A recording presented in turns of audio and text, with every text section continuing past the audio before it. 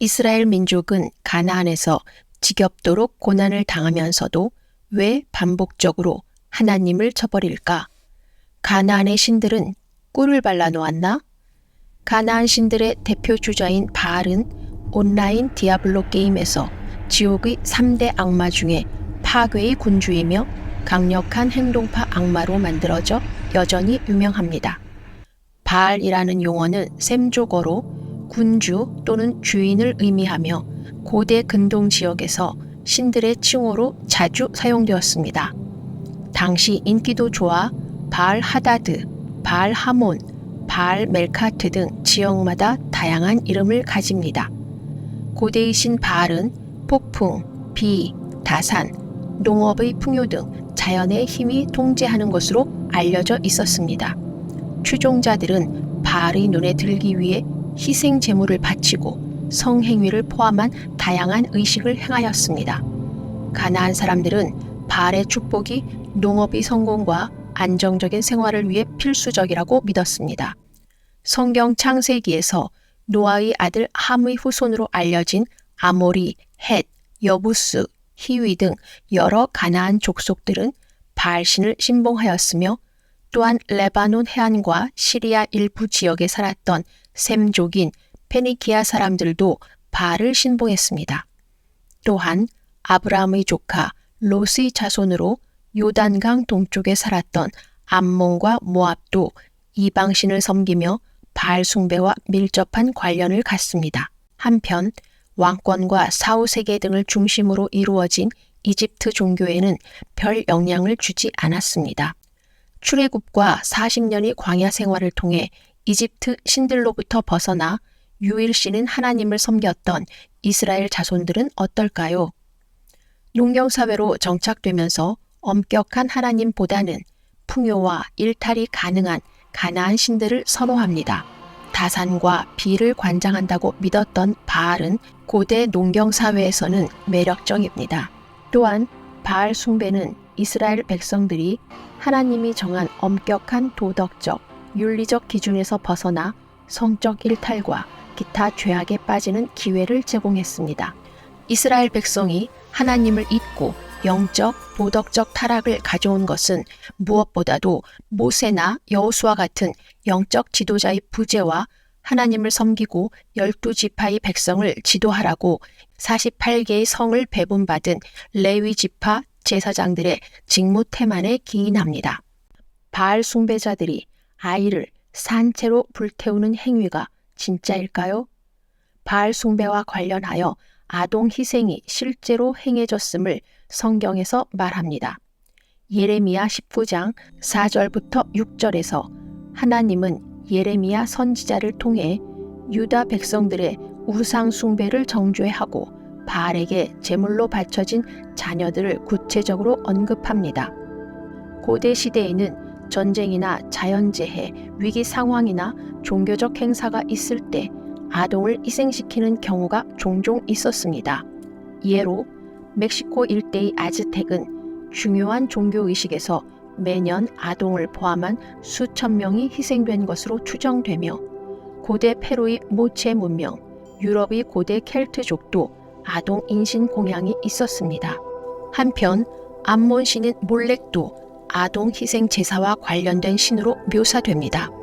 몰렉과 바알은 별개의 신이지만 특정 성경 구절과 역사적 맥락에서 둘 사이에는 연관성이 있고 겹치는 부분이 있습니다.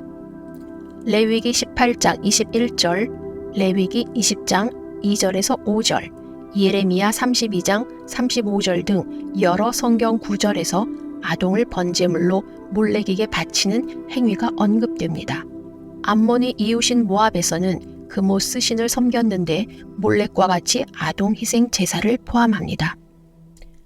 이제 가나안의 대표적인 여신인 아세라와 아스다롯을 살펴보겠습니다. 아세라는 고대 근동의 일부 문헌과 고고학 유물에서 바알과 함께 등장하는 가나안의 여신입니다. 농작물, 가축, 인간의 다산과 관련된 신성한 어머니의 모습으로 표현됩니다.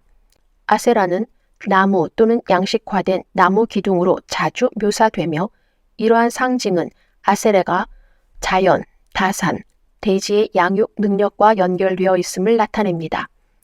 구약에서 아세라는 여러 번 언급됩니다. 모든 높은 언덕 위와 모든 푸른 나무 아래에 스스로 돌기둥과 아세라를 세우고 내가 또 네 아세라 목상을 너희 가운데에서 뽑아버리고 너의 성읍들을 멸할 것이며 그의 조상들의 하나님 여호와의 전을 버리고 아세라 목상과 우상을 섬겼으므로 그 죄로 말미암아 진노가 유다와 예루살렘에 임하니라. 오직 너희가 그들에게 행할 것은 이러하니 그들의 제단을 헐며 주상을 깨트리며 아세라 목상을 찍으며 조각한 우상들을 불살라라. 아세라 숭배는 우상 숭배이자 이스라엘의 신 야훼에 대한 배타적 숭배에서 벗어난 행위로 일관되게 비난받습니다. 가나안에서 숭배한 또 다른 여신인 아스다롯은 페니키아에서 아스타르테, 바빌로니아와 아시리아에서는 이쉬타르로 알려진 여신입니다. 이 여신은 다산, 사랑, 성과 관련이 있고 지역과 문화에 따라 다양한 형태로 변형됩니다. 성경에서는 아스다롯으로 등장하며 예를 들어 구약의 열왕기상 11장 5절에 보면 솔로몬 왕이 시돈 사람의 여신 아스다롯을 따랐다고 기록되어 있습니다. 성경에는 아스다롯 여신에 대한 숭배와 매춘 사이의 연관성을 암시하는 귀절이 있습니다. 신사 매춘은 의식적인 예배의 일부로 성적인 행위를 하는 종교적 관습을 말합니다. 열왕기상 14장 23절에서 24절에는 혐오스러운 관습에 종사하는 신사 남창의 존재에 대해서도 언급하고 있습니다. 그들은 모든 높은 언덕과 잎이 무성한 나무 아래마다 산당과 우상과 아세라상들을 만들었다. 또한 그 땅에는 남창들이 있었고 백성들은 여호와께서 이스라엘 백성 앞에서 쫓아내신 이방 나라들의 가증한 모든 관습을 행했습니다. 신명기 23장 17절에서 18절에는 남성과 여성의 이교도 매춘을 모두 금지하는 내용이 있습니다. 성경 본문은 이러한 관습을 혐오스럽고 야훼 숭배와 양립할 수 없는 것으로 정죄합니다.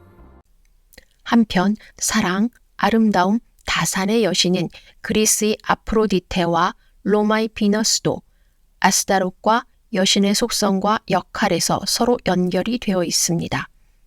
신들도 종교의 혼합주의로 시대가 바뀌어도 계속 이름만 바꾸며 등장합니다. 이를 통해 통일된 종교적 틀에서 모두를 동화시키는 데 유리하기 때문입니다. 번외로 아스다롯, 즉 아스타르테와 연관이 있다는 부활절에 대해 잠깐 살펴봅니다. 성경에서 부활절이라는 구체적인 단어의 등장은 킹 제임스 성경의 사도행전 12장 4절에서 6월절을 부활절로 적어 오역한 것이 유일합니다. 예수 그리스도의 부활을 기념하는 부활절 영어 단어인 이스터 또는 독일어로 오스테르는 봄의 돌에 다산 등의 속성을 가진 게르마니아 이방 여신 에오스트레에 뿌리를 둔다고 합니다. 그러나 에오스트레 여신에 대해 알려진 내용이 거의 없다시피 하니 일부 학자들 사이에는 에오스트레는 아스타르테 여신의 고대 유럽식 이름이고 이교도 여신의 다산 봄 축하 행사도 부활절과 유사하게 4월에 있어 예수님의 부활절을 이스터로 부르는 것에 대해 논란이 여전히 존재합니다. 한편 부활절 축제에는 종종 다산의 상징으로 달걀과 토끼가 등장합니다. 예수의 부활을 상징하는 달걀은 고대 중동 문화권에서도 부활과 다산의 상징이었습니다. 부활절 토끼는 독일 민속에서 어린이에게 색색의 달걀을 가져다 준다고 믿었던 신화 속 동물로 독일 이민자들이 미국으로 도입해 부활절 풍습과 합쳐 대중화시켰습니다. 상업주의가 판치는 가운데 크리스마스, 발렌타인데이, 할로윈 등 많은 이교도 행사가 기독교의 행사로 둔갑되어 기념되는 것이 이제는 놀랍지도 않은 세상이 되었습니다. 인간이 만든 고대의 형상, 신들은 인간의 욕망과 취향에 따라 그럴듯하게 계속 이야기를 만들고 형상 진화를 거듭합니다. 인신 번제나 집단 성관계 등 하나님 보시기에 가증스러운 것들에 인간의 계명으로 교리를 만들어 경배하는 헛된 욕망의 굴레는 지금도 여전한 것 같습니다. 인간의 욕망은 처음에는 짜릿할지 모르나 결국은 영적 타락과 정신의 황폐화, 그에 따른 물질적인 종속과 파멸을 가져옵니다. 모든 역사가 그래왔고 이스라엘도 역시 그런 역사를 반복합니다. 정체성을 상실한 이스라엘 민족은 기원전 6세기 바빌로니아에 의해 70년간 포로와 유배의 시기를 겪고 귀환 후에야 토라와 예루살렘 성전을 재건하며 야훼를 유일신으로 숭배하는 삶으로 다시 돌아가는 계기를 만듭니다. 감사합니다.